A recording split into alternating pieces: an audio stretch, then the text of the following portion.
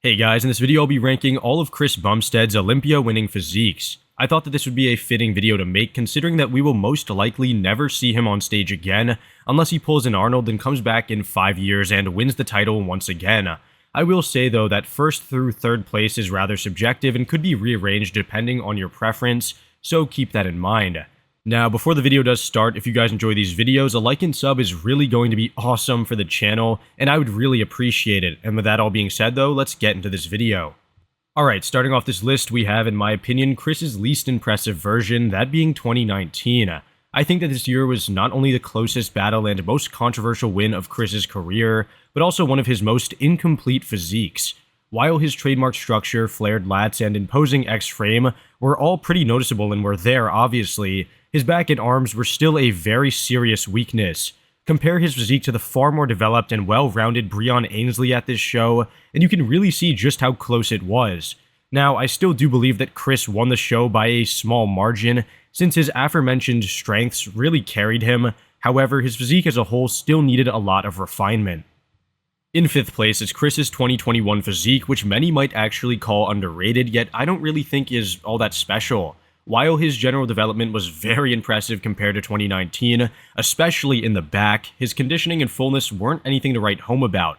I think that this statement perfectly sums up his 2021 version, since it becomes forgettable for it not being anything crazy.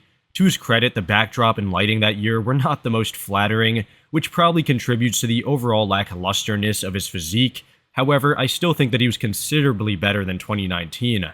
To be honest, anything after 2019 is far better, and generally similar in development. However, the peaks and conditioning really differentiate these versions.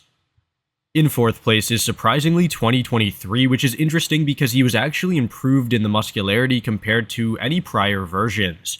His arms were arguably at their best up until that point, and he appeared extremely complete and well proportioned.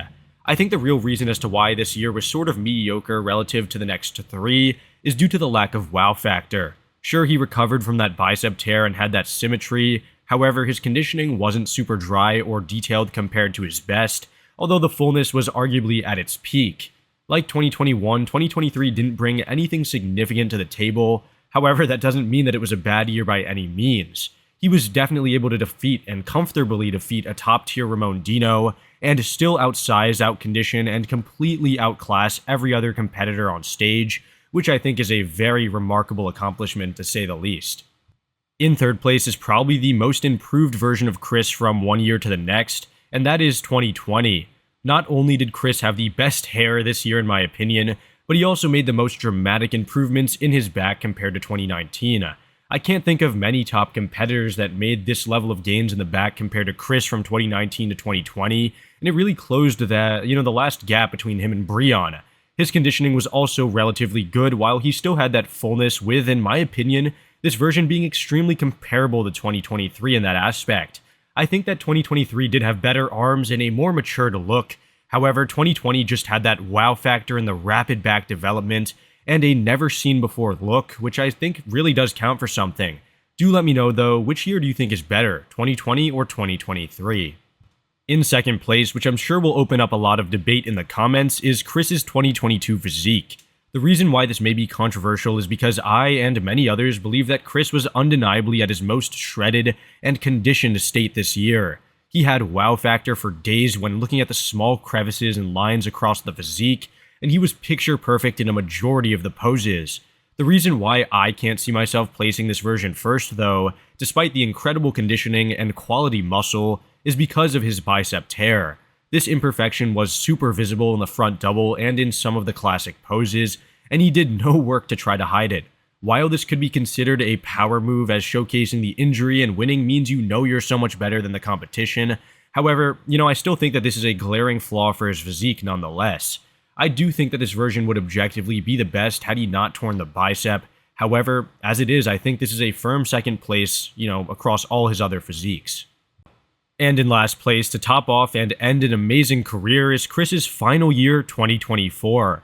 Like every year, Chris's 2024 physique wasn't flawless, but I think he combined crisp condition, good enough fullness, and the best development of his life into a great all-around package. This wasn't the fullest package nor the most conditioned, however, he had no new serious injuries, had arms that were at their all-time best, crazy density from the side and back, and just a great overall complete physique. I even think that he made improvements in the triceps and delts, especially in the delts from behind, and his physique was the most balanced and proportional out of any year. That said, I think that 2024, 2022, and 2020 are all relatively comparable and just bring different looks to a nearly identical physique, with even 2023 being right up there. Do let me know in the comments though which year was his best and why, and I'll see you on the next one. Thanks for watching.